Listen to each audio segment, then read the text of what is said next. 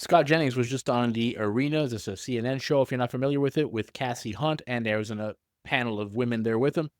And he was just giving them the facts on what is the Signal app leak that everybody's talking about right now. And these Democrats, these ladies on this show are absolutely delusional. Let's get it. Jamie, yeah, honestly, it seems like he's probably right about this, okay? What have you been hearing in terms of, as the administration has really, they are using a tactic that they use over and over and over again in these types of situations, which is to attack the messenger, and I want Tara to weigh in on that in a moment. But at the end of the day, let us into, the people you talk to are, many of them are conservatives. How are they feeling about this right now? So first of all, this is why you have a situation room. This is why you have, secure video conferencing. I've spoken to the highest ranking intelligence officials, national security officials, military officials.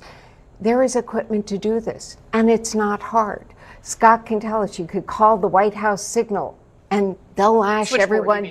No pun. Well, White House Signal, right, It's a different, but that's what it's called, White House Signal, and they would put you all together on a secure chat.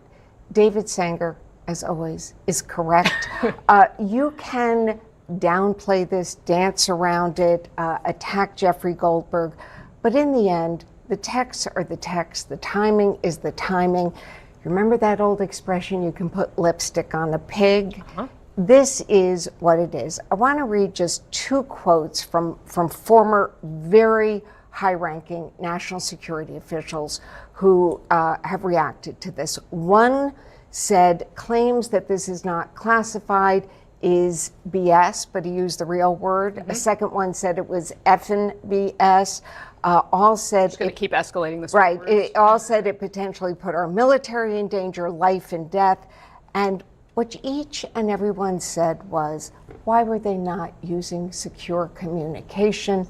It's not that hard. Right. Well, and to that point, we also heard, so this hearing again on the House side today, these intelligence officials, there was a routine hearing pre-scheduled. Jim Himes, who has served in top roles on the Intelligence Committee for many, many years, had this to say today.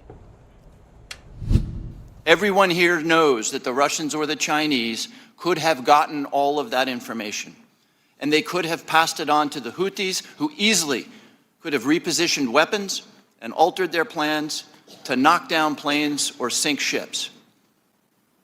I think that it's by the awesome grace of God that we are not mourning dead pilots right now. And we should all, of course, say thank God that that is not the case. Scott Jennings, if Democrats had done this, is this defensible in the slight? I don't understand. Well, I think two things can be true, and it shouldn't be that hard to just say out loud. Communications about this were not well handled. It was a mistake. Mistakes lead to teachable moments, and the president's had hard conversations with the people who were involved in it, and he's quite certain that they've learned from this mistake. He said that in so many words. Does it make sense to you that the president would be angry about this? Of course, because it's detracting from the other thing that's true, which was this was a righteous hit. The president made a good decision, reversing a bad policy from his predecessor. We hit the bad guys. We did what we were supposed to do. The United States military once again proved it is the most ruthlessly lethal, efficient fighting force on planet Earth, and we are making shipping safe again. So the military, our fighting men and women, and the bureaucracy that supports them did its job here. And we've been on the air for 12 minutes and 33 seconds, and I'm the first person to say the mission was a success. But we spent all our time talking about the part that wasn't well handled, and it should not and will not happen again. I'll give you my thoughts at the end of the video, guys, but if you don't mind just smashing that thumbs up button for your boy, that actually goes a long way to help me out. And also, if it's not your first time here and you're not yet subscribed, hopefully this could be the video that I earn your subscription. Let's get back and watch our boy Scott Jennings do his thing. Scott, do you think that this illustrates that Pete Hegseth does not understand the level of seriousness that his job requires? No, I don't believe that. I haven't spoken to him and couldn't be inside of his mind on it. I believe the people on that chat, it seems to me, thought that they were in a bubble with each other and there were no outsiders on the chat. And I also believe that they all believe that the Signal program was in use before and was okay to be used now. But that's That's in the past now. You just have to make a decision now. What are we doing moving forward? And at some point, I'm sure the White House will say, these programs are going away. Here's how we're going to handle this in the future. That's what they should do. I don't think that they actually understand the severity of this. You had Marco Rubio go out and say, I spoke with the Pentagon. They said it wasn't classified. I spoke with the Pentagon. They said that military officials weren't put at risk. The fact that the federal government cannot see that operational security plans are not classified, or that they don't believe that they're classified, and that they don't believe that people were put at risk, just shows how they are not equipped to lead our country's military. And I think that's the scary part of it. Something that should happen, and they keep on talking about a review within the White House.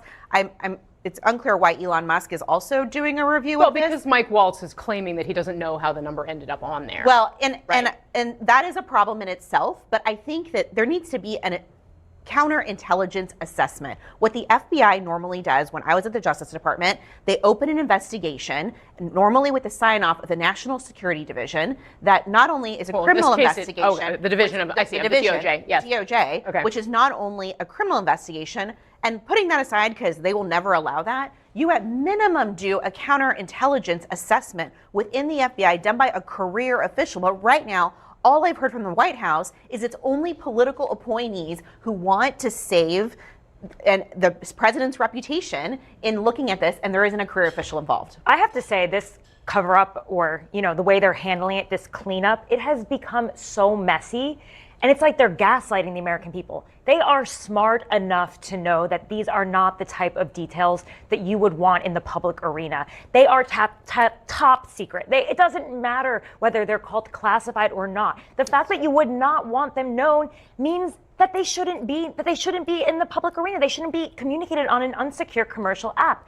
And I just think people are smart enough to know that. In the same way that the Biden administration was accused of gaslighting the American people by saying that Joe Biden wasn't old and that his faculties were great, you can't tell people what is clear as day. And they're gonna suffer politically for that if they don't realize that this messy cover-up is gonna bring them down. I mean, do you think, Scott, that there should be someone that pays a price for this, considering, and I'm gonna try to put this in a frame that, if you're thinking about this from the right side, these people made Donald Trump look bad.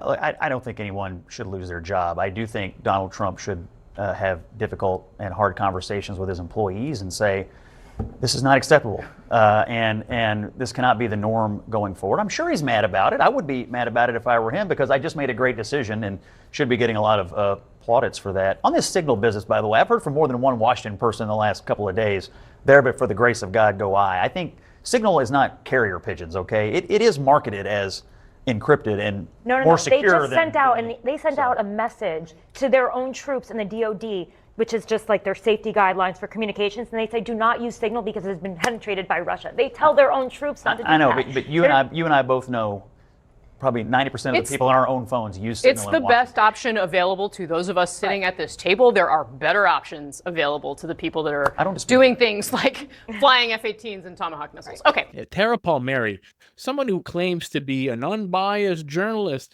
is one of the most biased people you're going to find on TV. Saying that the Signal app leak is the same as the Biden being senile, it is not. The Democrats, when that happened, had their talking points. We can all see it with our eyes clear as day for years, and everybody was saying, oh, he's sharp, he's sharp. They were trying to hide it. This is not the same at all. Trump came out in front of it. He said, listen, this was a mess up. I wish all these conversations happened behind closed doors with lead walls. He acknowledged it, unlike the Biden thing where they didn't acknowledge it. They only acknowledged it after they staged a coup to get the guy out of office. This is how shady these people are. Trump got ahead of this. He's not going to fire his guys. Should he? Should he not? Look, I do think this is a big mess up, but I don't know the internal workings. You hope it doesn't happen again. Tighten the screws now. They got Elon that's going to go check on that. If somebody is going to be having a good team of people to check the tech that you're using, it would be that guy. Let's see what happens. But they've acknowledged that it was a mistake.